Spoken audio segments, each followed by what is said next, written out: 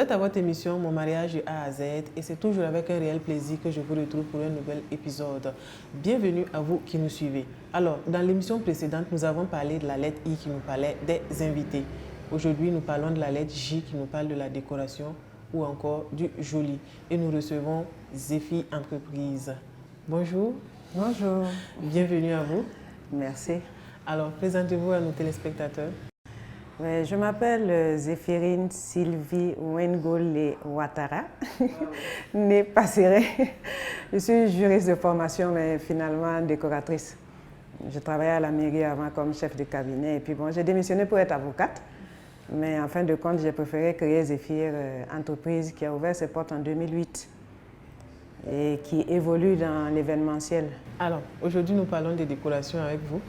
Dites-nous, quelle est l'histoire autour de la décoration? Avant tout propos, je définirai un peu la déco événementielle, la décoration événementielle, qui est le fait de transformer un cadre, un espace intérieur ou extérieur, de façon éphémère, à l'occasion d'un événement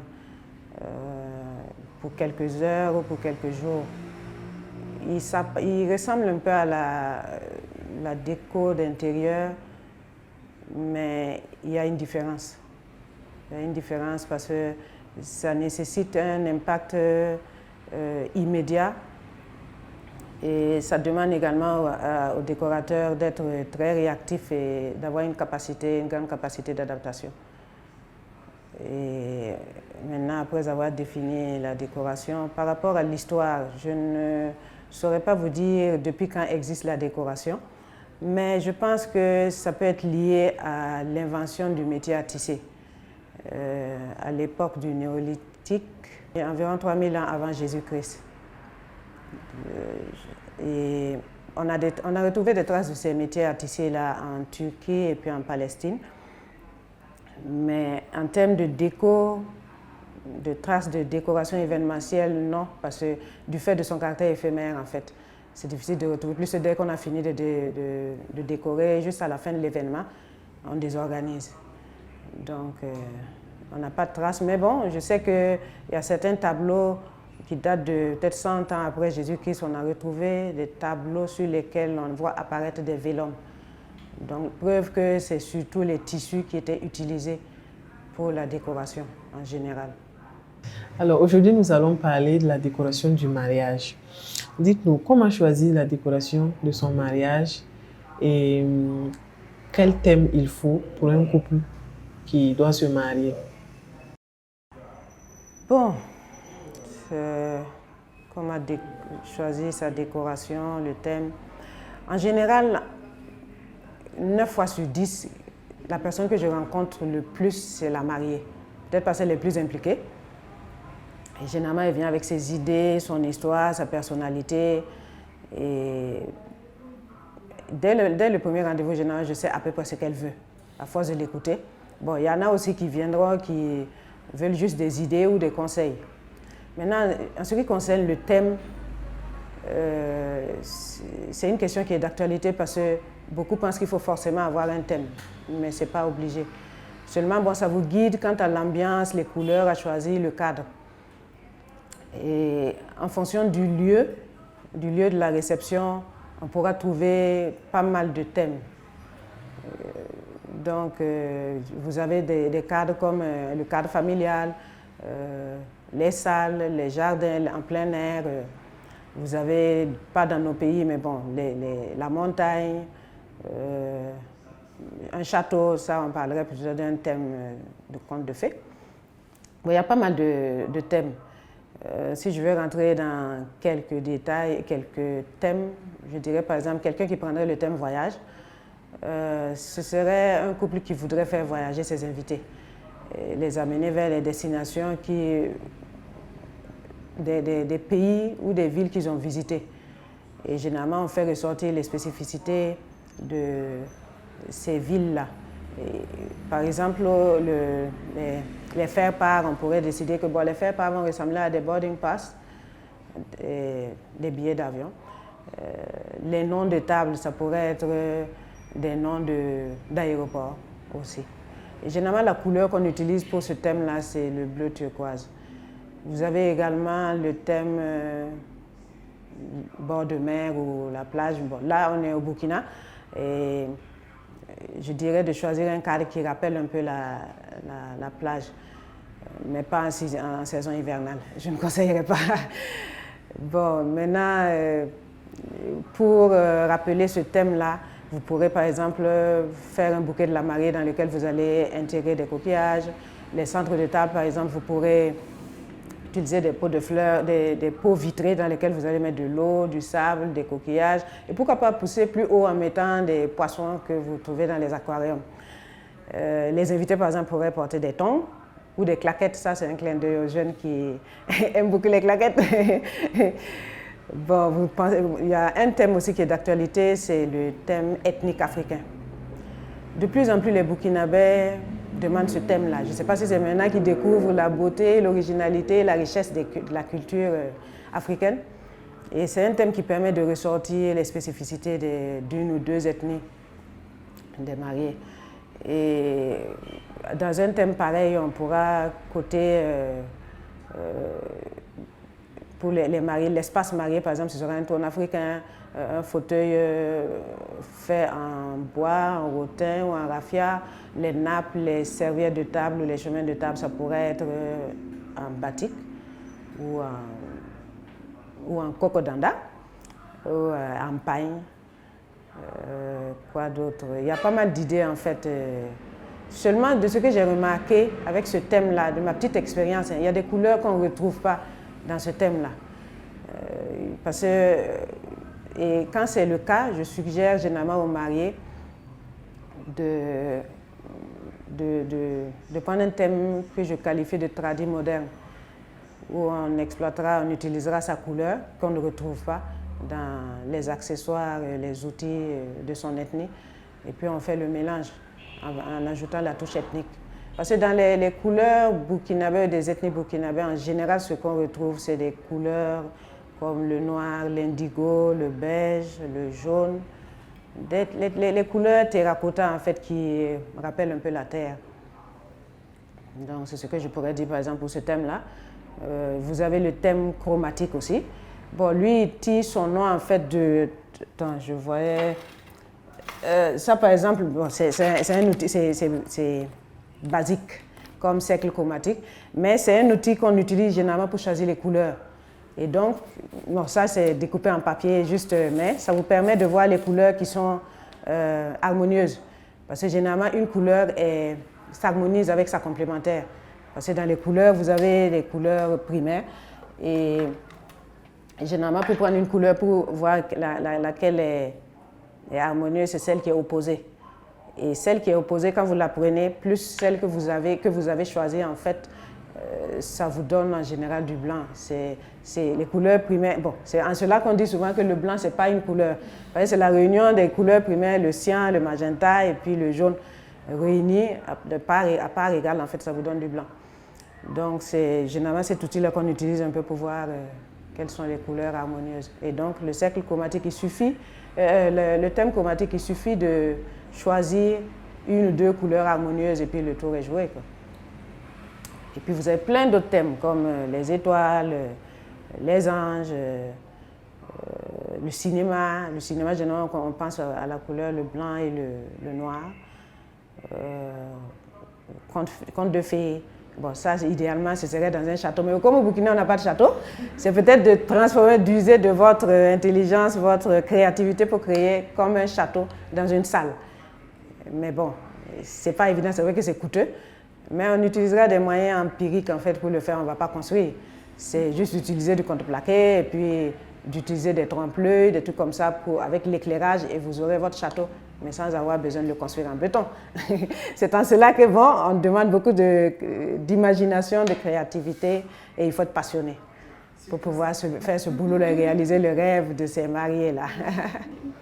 Alors, qui peut venir à Zephyr Entreprise? Tout le monde. Que ce soit les mariés, bon, pas les mariés, les fiancés, parce qu'ils viennent pour se marier. Tout âge confondu. Les enfants aussi, parce qu'il y en a qui viennent pour leurs anniversaires. Ah tata, mon anniversaire c'est telle couleur, c'est tel thème. On échange et on apprend beaucoup des enfants et même des clients. Parce que les clients vous forment. Moi, si je suis juriste de formation, que je suis devenue décoratrice, je dirais que ce sont les clients aussi. Parce qu'ils vous amènent de ces idées-là et puis il faut relever le défi. Donc, il faut fouiller, voir comment assurer. Je me rappelle une mariée, par exemple, qui m'avait dit « sous l'hospice des anges ». OK. Je me suis dit, bon, dans la salle, les anges, on se dit, ils viennent d'en haut, des nuages. Donc, il fallait habiller le plafond un peu comme... faire un habillage qui rappelle en fait les nuages. Et de ces nuages descendent les anges. Bon, je ne peux pas commander un ange. Mais bon, il faut essayer de fabriquer des gadgets qui vous rappellent les anges. Et donc, ils descendent des anges. Et sur les centres de table, par exemple, on a mis des plumes parce qu'on se dit que, bon, les anges ont des plumes. Et les centres de table, ils étaient hauts, sur lesquels on avait mis des statues de l'archange Michel en miniature. Donc, bon, en tout cas, ils vous font naviguer dans l'imagination, ils vous font fouiller et ça augmente votre expérience. Alors, comment prendre rendez-vous à Zephyr Entreprise? En général, c'est les réseaux sociaux qui fonctionnent beaucoup. Comme on a une page professionnelle, alors les gens généralement nous écrivent et puis bon, ils demandent à passer, nos portes sont ouvertes de 8h à 19h, quoique quelquefois il m'arrivait de rester là jusqu'à 22h, 23h.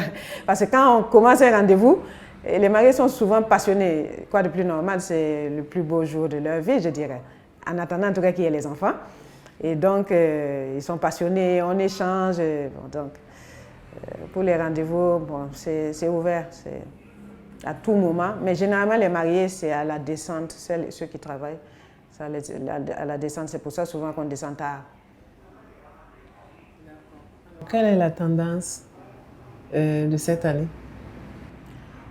La tendance, les mariés ont des goûts variés, je ne sais même pas si elles suivent la tendance, mais de ce que j'ai remarqué, vous voyez le thème chic, glamour, élégant, ça c'est un peu le style de la nouvelle génération.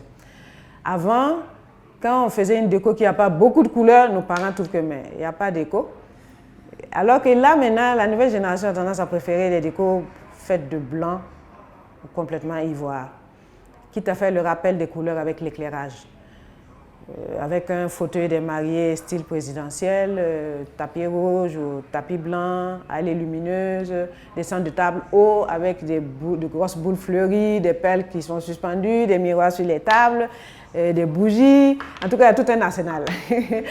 Mais ça dépend, c'est pas tout le monde qui aime ça parce que je me rappelle qu'une fois, j'ai fait un décor comme ça. Et il y a les organisateurs. On avait fini de décorer la salle le jeudi, le mariage c'était pour le samedi. Alors la mariée m'a appelé le jeudi soir pour me dire « Ah, Madame Ouattara, vous n'avez pas fini la déco ?» Je dis « Mais si. » Et en fait, c'est parce que la déco était toute blanche, sans les projecteurs, bon, ils ne sentent pas le décor, alors que c'était le style de la mariée.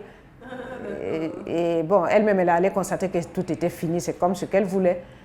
Et avec l'éclairage, c'était du bleu doré saumon. Donc là, elle a réalisé que non, en fait, c'est parce que bon, ce n'était pas du goût de l'autre. Pour elle, ce n'était pas encore fini. Il faut mettre plein de motifs. Bon, il y en a qui, la nouvelle génération n'aime plus trop ce qui est chargé.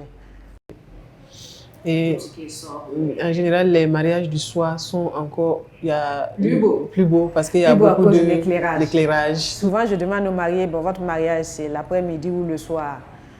Le soir, c'est généralement plus beau et féerique. Et dans un espace?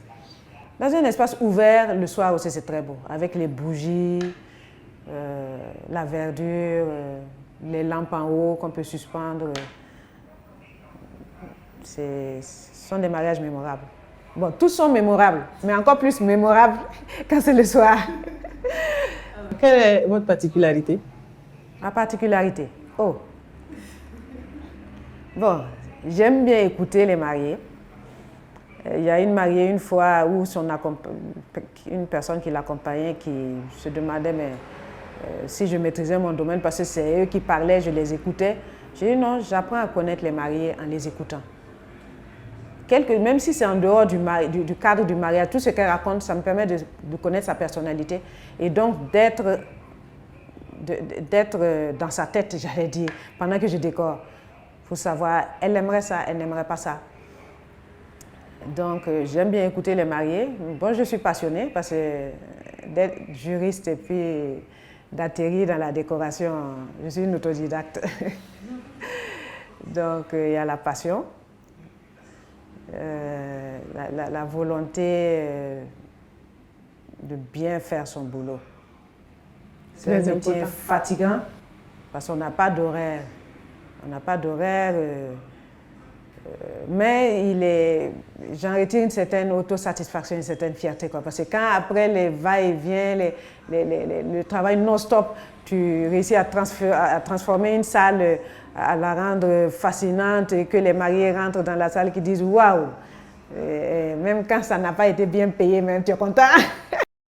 En général, quand les mariés, les gens arrivent dans une salle, la première chose qu'ils remarquent d'abord, c'est la décoration. Oui. Et quand elle est bien faite, ils restent d'abord sur leur pas. Du genre, ils sont ébahis. Oui, mais là, en fait, c'est parce que la déco est connue maintenant et connaît un peu son essor, je dirais, parce qu'avant, ce n'était pas comme ça. Parce que moi, je me rappelle qu'à mes débuts, j'ai croisé quelqu'un. Parlant de déco, ce qu'il voulait était un peu coûteux.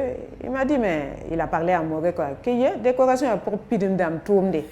Littéralement traduit, ça veut dire la déco, c'est l'affaire des gens rassasiés. Les gens n'étaient pas prêts à mettre des millions dans une déco. Moi, je me rappelle qu'un mariage que j'ai fait au début m'a coûté, c'est 60 000 francs en fait qu'il a coûté. Au soleil, non pas au soleil levant, au pavillon Arc-en-Ciel de Siao. Maintenant, ces salles-là sont fermées. Et en plus, j'avais emprunté 200 000 avec une amie pour pouvoir réaliser ce mariage-là. Mais ma facture était de 60 000 francs. Et j'ai pompé même les ballons à 1000 ballons, 10 paquets de 100 ballons avec la bouche. Et en plus, à la fin du mariage, quand je suis revenue parce que je m'étais éclipsée, je suis venue trouver que tout mon matériel était parti. Donc, je me suis retrouvée endettée de 200 000 francs, sans matériel.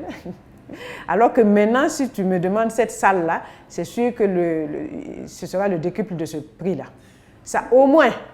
Parce que le CIAO, quand tu prends le CIAO, maintenant c'est le soleil levant, mais c'est une grande salle si je prends le soleil levant. C'est une salle qui te fait pratiquement 52 mètres sur 52 mètres, c'est presque un carré. Et avec une hauteur de 5 mètres 20 à peu près. Alors, il faut travailler avec des échafaudages et tout, donc je ne dirais pas qu'on peut facturer à 60 000 francs. Quoique en son temps, la déco n'avait pas autant évolué. Donc, le décor que j'avais fait en son temps n'est pas aussi beau que celui que je ferai maintenant. Parce que je me dis que j'ai quand même acquis un peu plus d'expérience. Alors, quelles sont les difficultés que vous rencontrez par moment avec les mariés pour la décoration? Les difficultés, pas beaucoup, mais il y a un quand même qui est important. Souvent, les mariés, ils rencontrent d'autres décorateurs et ils viennent peut-être avec le prix, le devis qu'un décorateur leur a donné. Ils veulent généraliser ces prix-là. Bon, là, ce n'est pas évident parce que les décorateurs ne sont pas les mêmes. Ils n'ont pas le même style, ils n'ont pas la même manière de travailler, ils n'ont pas le même personnel. Vraiment, il y a des différences. Je dirais que, par exemple, si vous prenez un décorateur qui, vous lui donnez une salle, vous savez que pour faire un encadrement de salle, ça demande beaucoup de menuiserie, donc beaucoup de bois. C'est plus coûteux. Mais il y en a qui, parce que ça revient cher, vont agrafer, mettre leur matériel directement sur les murs. Cette personne-là aura un prix peut-être moins coûteux, probablement moins coûteux que la personne qui va vouloir suivre les règles. Et donc souvent on entend, pas souvent, mais quelquefois, trop cher, ces deux mots-là. Les mariés souvent veulent quelque chose de grandiose avec un petit budget. Ce que je comprends, ce sont des jeunes, ce n'est pas des milliardaires. Et donc, et ce n'est pas simple, parce que il faut pouvoir justifier vos prix.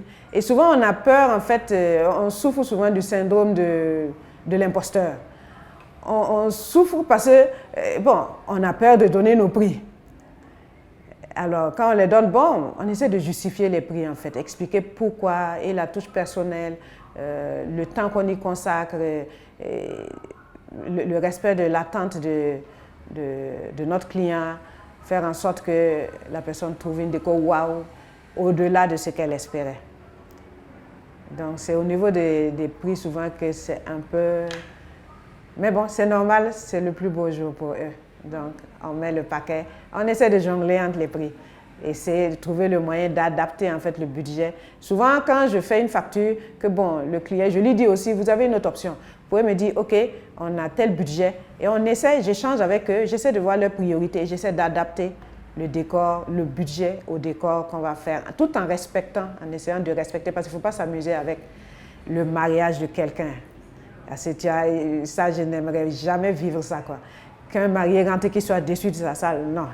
Je n'ai pas quitté la profession d'avocat, quoique je n'ai pas eu le temps d'être avocate pour venir faire de la déco. En tant qu'avocate, peut-être j'aurais gagné mieux, mais c'est parce que je suis passionnée de mon boulot. Ce n'est pas d'abord l'argent, c'est satisfaire, c'est mettre un sourire sur le visage de ton client. Pour une cérémonie, un mariage, il vous faut combien de temps pour effectuer la décoration? Bon, j'allais mettre 1 mois pour préparer un mariage. Mais maintenant, tu m'attrapes vendredi, tu veux une déco pour samedi, on vous gère ça. Donc vous avez une grande équipe? Oui, on a une grande équipe. On a une grande équipe. Parce que sinon, vous ne pouvez pas vous permettre d'avoir plusieurs mariages en un week-end. Parce qu'il peut arriver que vous ayez 4-5 mariages. Souvent, les mariés vous demandent, ils vous contactent, ils vous demandent, est-ce que vous êtes disponible pour tel week-end? Au dernier moment? Oui, même au dernier moment, ça arrive. Si vous êtes disponible, je leur dis généralement, oui, je peux ne pas avoir de mariage. Mais si j'en ai aussi, je vous dirai que j'en ai. Et si je peux assurer, je vous dis oui, je peux prendre votre mariage. Parce que vous pouvez avoir ici, je prends par exemple en décembre, ça arrive que vous ayez un mariage vers Kosorin, un autre à Ouara 2000, un autre à Yampoutin, et puis un autre vers le Siao. Ça m'est arrivé en décembre, un des week-ends, c'était comme ça. Maintenant, on s'organise avec les gérants des salles en fait. Il y a des salles que vous pouvez avoir plus tôt, il y a des salles que vous ne pouvez avoir que le jeudi. Et puis les derniers que vous décorez, c'est ceux en plein air, surtout en décembre avec l'harmattan. Le pire ennemi du décorateur, c'est l'harmattan, c'est le vent. Pas la pluie. La pluie, bon, c'est l'eau, ça va se mouiller et tout, mais le vent, c'est pas facile. En train de... Pas que les tissus, les supports. Parce que vous savez que dans les pays sahéliens, on vit des vents, on rencontre des vents très forts. Et donc, en saison pluvieuse, par exemple, moi, je refuse de prendre un mariage en plein air. C'est risqué. Le tout, ce n'est pas de prendre ton argent. Il faut vraiment que ce soit nickel. Alors que s'il faut accepter et puis il y a la pluie, c'est vrai, ce n'est pas de votre faute. Mais c'est mieux de prévenir les mariés. S'il y a un autre cadre, vous leur proposez un autre cadre. Au lieu d'aller sur le plein air en période hivernale. Où se situe Zephyr Entreprise? Zephyr Entreprise se situe sur la voie Umaru Kanazoe. Bon, je dirais que si vous quittez du centre-ville en venant de la BCAO par exemple, vous faites comme si vous allez à Gonguin, vous dépassez le Marine Gouabi, vous avez le rond-point de la bataille du rail, vous tournez à gauche et vous aurez le CBC sur votre droite et la pharmacie Betania. Je les prends comme repère parce que ce sont les plus connus.